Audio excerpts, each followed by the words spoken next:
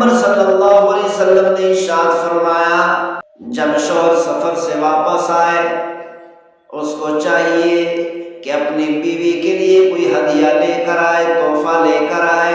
پیغمبر صلی اللہ علیہ وسلم نے ارشاد فرمایا تحفہ لازمی لے کر آئے، ہدیہ لازمی لے کر آئے، اگرچہ پتھر ہی کیوں نہ ہو، معمولی تحفہ کیوں نہ ہو۔ اسی طرح پیغمبر صلی اللہ علیہ وسلم نے ارشاد فرمایا جب شوہر گھر پہنچے، گھر میں داخل ہو، عورت کو چاہیے کہ دروازے پہ جا کر اپنے شوہر کا استقبال کیا کرے۔ پیغمبر صلی اللہ علیہ وسلم نے ارشاد فرمایا جو عورت، جو بیوی اپنے شوہر کا استقبال دروازے پر جا کر کرتی ہے، اللہ تعالیٰ اس کو اللہ کے راستے میں جہاد کرنے والے کے جہاد کا آدھا اجر عطا کر دیتے ہیں۔ اس لیے ہر عورت کو چاہیے کہ جب شوہر گھر میں آئے آگے بڑھ کر شوہر کا استقبال کرے، مسکراتے ہوئے استقبال کرے۔ اسی طرح پیغمبر صلی اللہ علیہ وسلم نے ارشاد فرمایا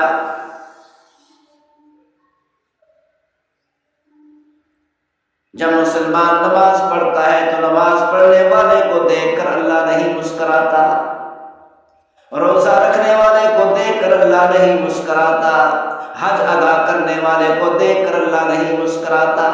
حج ادا کرنے والا مشقت سے سفر کر کے مکہ مکرمہ پہنچا، مشقتیں اٹھائیں، مصیبتیں برداشت کی، لیکن پھر بھی حج ادا کرنے والے کو دیکھ کر اللہ نہیں مسکراتا، تہجد پڑھنے والے کو دیکھ کر اللہ نہیں مسکراتا، زکوٰۃ ادا کرنے والے کو دیکھ کر اللہ نہیں مسکراتا، نوافل پڑھنے والے کو دیکھ کر اللہ نہیں مسکراتا، ذکر اذکار کرنے والے کو دیکھ کر اللہ نہیں مسکراتا، قرآن مجید فرقان حمید کی تلاوت کرنے والے کو دیکھ کر اللہ نہیں مسکراتا۔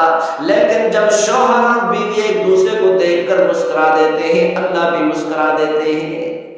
اللہ تعالیٰ نے ایک نظام بنایا ہے ازدواجی زندگی کا،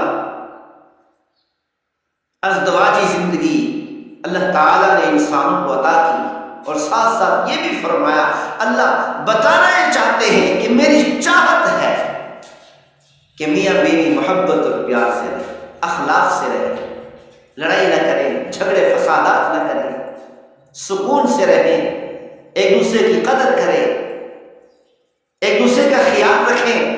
اسی لیے تو پیغمبر صلی اللہ علیہ وسلم نے فرمایا کہ جب شوہر سفر سے واپس آئے تو تحفہ لے کر آئے، ہدیہ لے کر آئے، اگرچہ معمولی ہی کیوں نہ ہو، اگرچہ پتھر ہی کیوں نہ ہو، مراد یہ نہیں کہ پتھر لے کر آ جائے، بلکہ فرمایا کہ معمولی ہی کیوں نہ ہو۔ پھر بیوی کو حکم فرمایا کہ جب شوہر گھر میں داخل ہو تو اس کا استقبال کرے،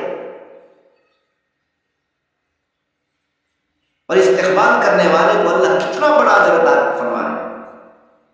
استقبال کرنے میں کتنا دیر لگے گی؟ تھوڑے سے وقت میں اللہ تعالیٰ نے ایک مجاہد اور مقاتل کے جہاد کا آدھا اجر عطا کر دیا۔